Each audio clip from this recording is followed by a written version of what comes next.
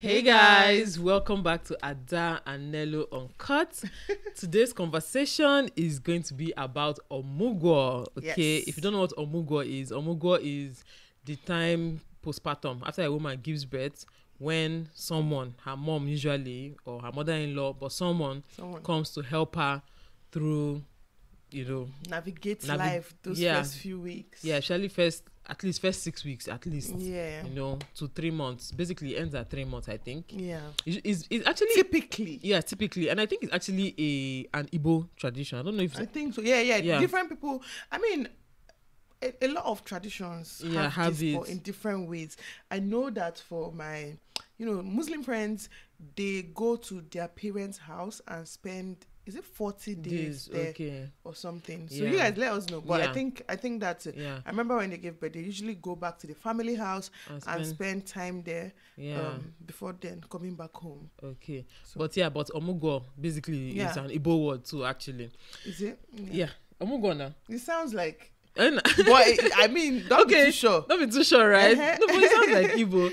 Anyway, before we get into this conversation, I want to remind you guys that our personal channels, as always, are linked in the description box, and our Instagram pages as well. So please check us out. Yes. Someone pointed out in our last video that we were so excited we did not plug ourselves.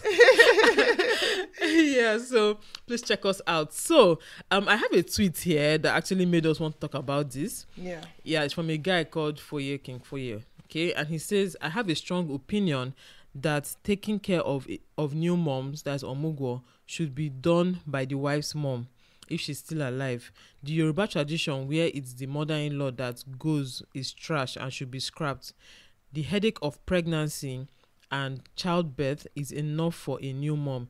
Your mom will never care for her enough like her mother would. Yeah. No point creating avenue for any disrespect or headache between both wife and mother. Yeah. Okay, yeah. So what do you think about this tweet? Do you agree?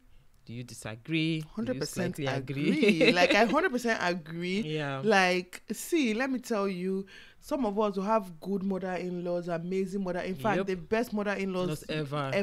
Okay. I love my mother-in-law, but like, it's not the same as your mother. It's not. Don't deceive yourself. Yeah. It's not the same as your mother. There are like ways I can talk to my mom now. My mom will be like, not this one. Yeah. You know? She can even vex and but she'll still come back and say, look at you. I'll shout on my mom, we'll fight, we'll do this, and at the end of the day, she's my mother, and we're gonna be all right.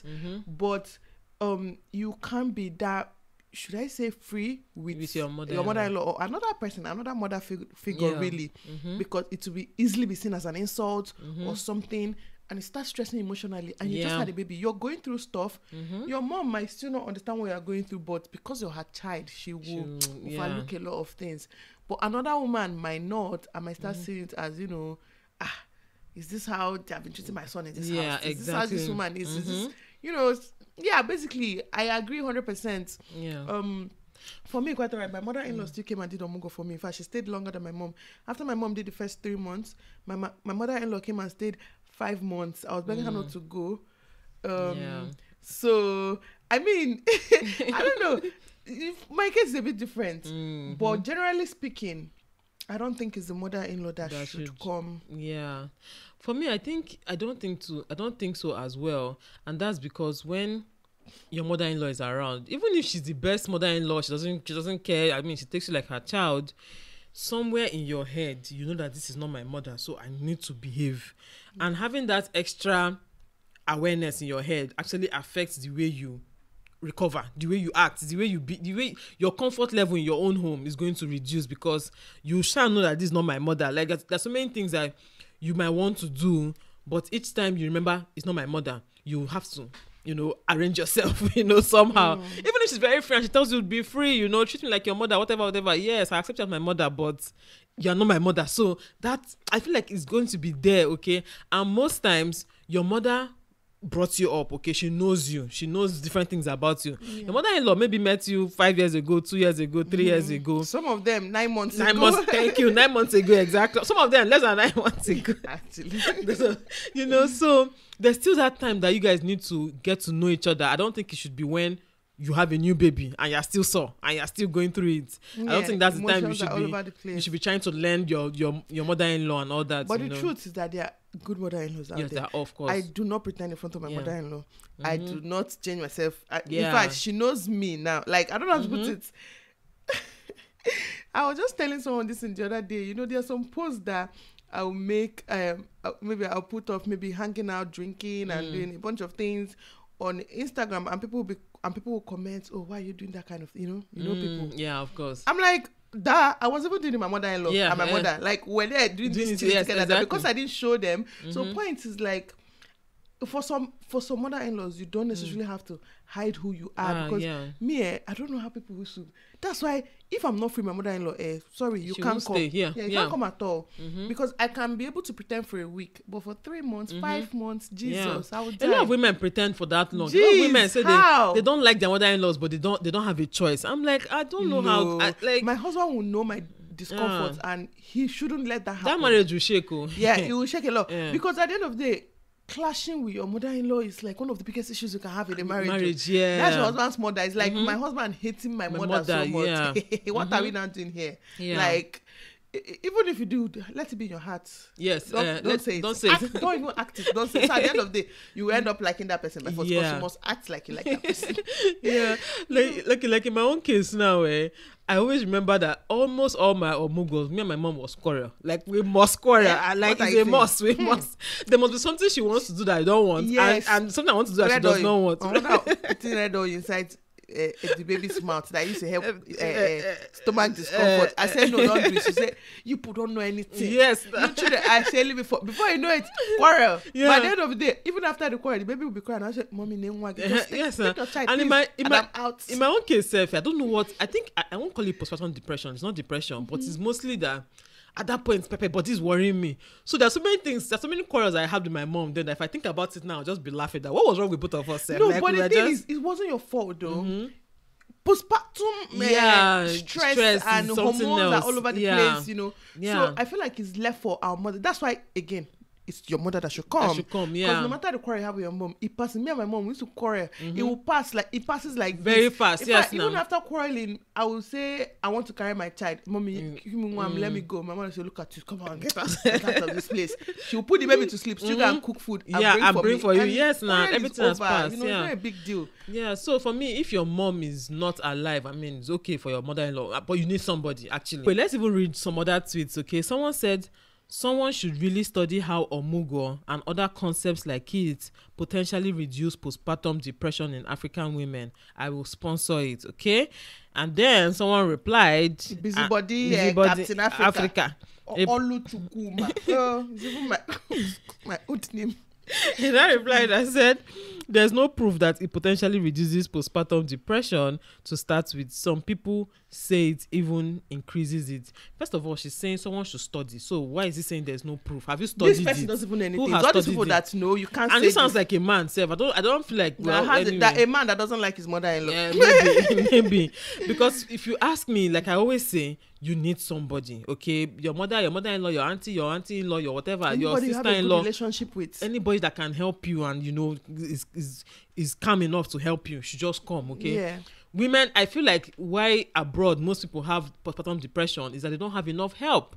Do they even have help at all? Exactly. Because their husband, their partner is also working. To work a lot to bring in money. It's not cheap. It's not cheap, exactly. So they still need to work all the time. So everything is on them, and they're just. You see a lot of women who come back from the hospital with all the, if you had CS, you had stitches. In fact, even if you didn't have CS, even vaginal delivery, you might have stitches, have this, have that. You know, you just want to rest, but a baby is crying. I know babies, newborn babies. That week, they're up and down. Going to market, doing this, doing that. Yeah, they're all over the place. Yeah, so I feel that's why most of them have, you know, increased rate of postpartum depression. I'm not saying it doesn't happen in Africa. It does happen even with your mom being there. Some people actually still go through it.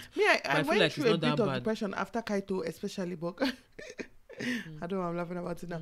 But the thing is, okay, for me, Omugwo, without Omugwo, depression will kill me. You guys, I might throw my child away. Yeah. Like, I'm that person that this can happen to.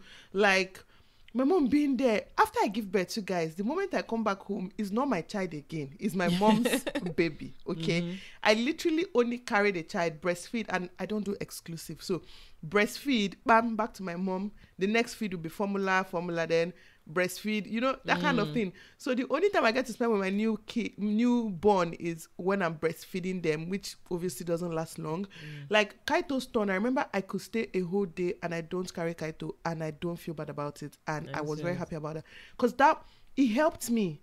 I was like, and I think Kaito's own, I'm so sorry, but gender disappointment played a huge role, I believe now, because I really wanted a girl and I thought it was a girl at first. So when I'm looking at him those days, I used to be like, this should have been a girl. I'm so sorry. But gender disappointment is real, you guys. Let's not pretend like it's not. But anyways, I wasn't carrying Kaito. I can go a whole day. Like this, a newborn or 2 weeks old, and I won't even carry Kaito.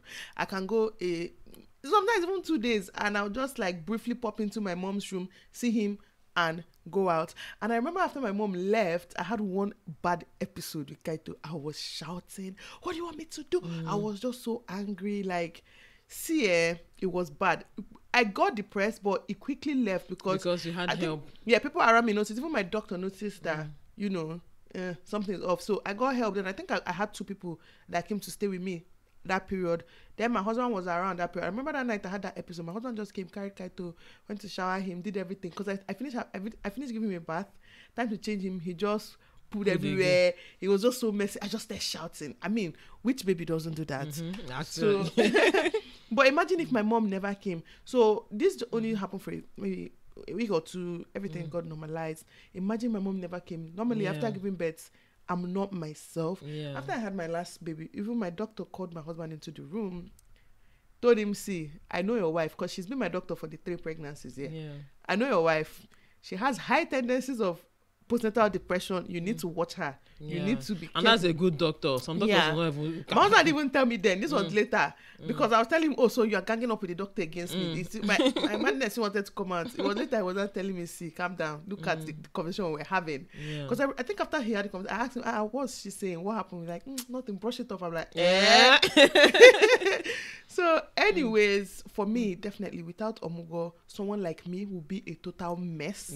Like, I don't know how it would have been. And I hate being caged.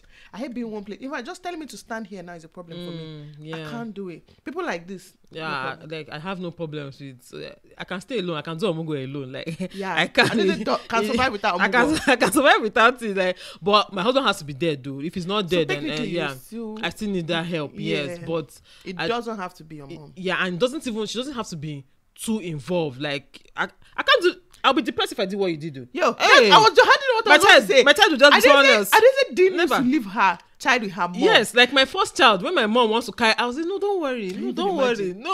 It's okay. My kids sleep with my mom. So once I give birth, they're not sleeping with me. They sleep with my mom. They sleep with my mom till my mom leaves at 3 months. Then they start sleeping with me. And by the time my mom leaves, because by 3 months, I've already started solids and stuff. So they're already sleeping through the night. So it helps me. But someone like this, do you know, I can't even imagine my baby sleeping with my mom.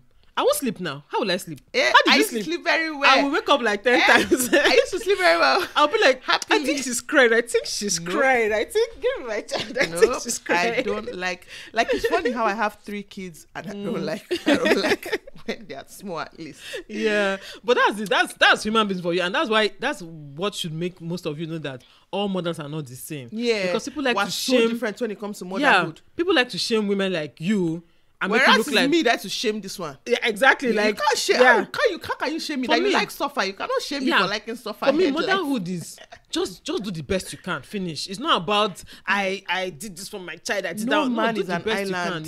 The best you can. Get as much help as you can. See, suffer head no they pay. Like there's no extra reward for you because you suffered. Unless you're someone like Ade. Someone like Ade's own. I don't even call it suffering. Yes, that's what I'm saying. Except with someone like you that you genuinely love. I told you, remember my sister Choma. Choma does in fact everything for her.